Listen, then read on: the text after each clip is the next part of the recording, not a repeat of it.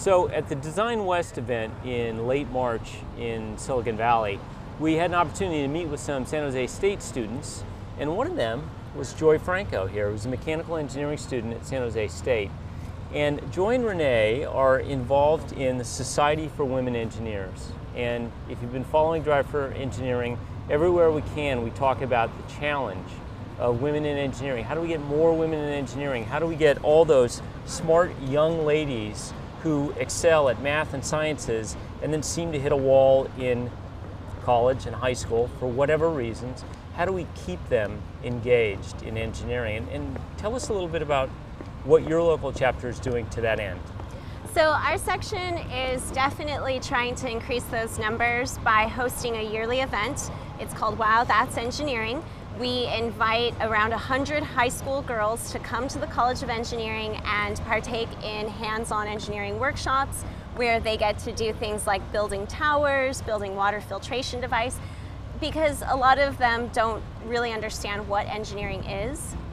That's very common for young women. That was the case for myself. And then, so Renee and I put that on.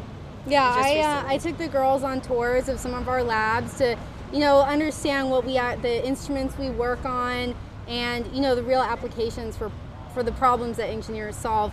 A lot of people in general, not just girls, don't know what engineers do and don't really understand how useful it is and how it's a growing field. They don't understand why they should get into it. So we're just trying to promote an awareness of what it is and the value of it, and all the cool stuff you can do, of course. And so looking forward, you guys are trying to start a tutor program, right? Yes. In order for the club to raise money so that we can send our students to leadership conferences, we'd like to start tutoring young women in the community. And we see it as an opportunity for companies to show their support for women in engineering by sponsoring the junior high or high school girls to come to San Jose State and be tutored and mentored by the great students in SWE. Yeah, and that also, we can help promote SWE and all the ideas that I just talked about with those girls on a personal level while helping them in their classes. So, material science, mechanical engineering, how have you sort of run the gauntlet and gotten to where you are now? Why are you interested in that when there's, in some cases, only 5% of women are in engineering? Yeah, it took many years. I was someone who entered community college, no idea what I wanted to do. In fact, my first major was anthropology. And so it really took me a while to find the niche that I'm in, and it shouldn't have to take that long, is my perspective on it. I was in community college 5 years, and I have enough units just transferring here that I could have a degree. So I really had to search through and just take classes till I found it.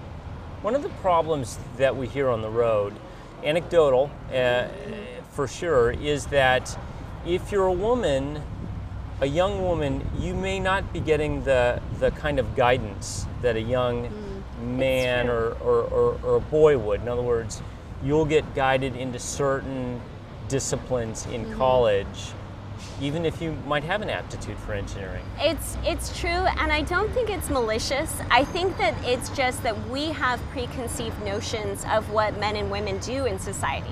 We're just brought up with that, and like I said, it's not with malintent. That's just how things have been for so long, that when people are mentoring us, they naturally impose their concept of what we should do.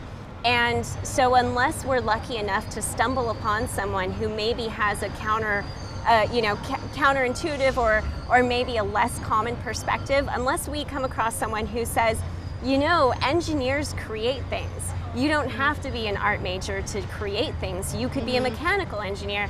We don't always know that there are other options